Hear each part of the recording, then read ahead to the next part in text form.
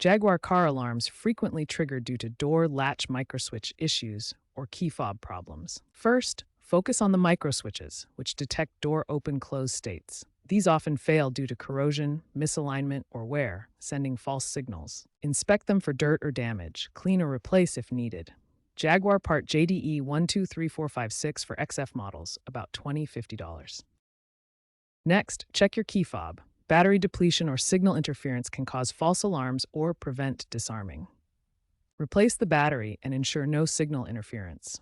If issues persist, reprogramming via a Jaguar key programming tool may be required. Start with these checks as they are the most common culprits.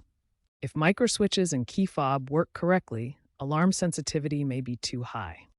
Modern Jaguars from 2025 allow sensitivity recalibration via the In-Control app version 12.5 or higher.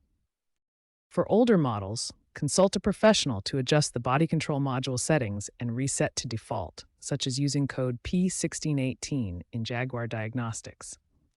Be aware of trends such as software updates and recalls that Jaguar releases to address alarm false positives.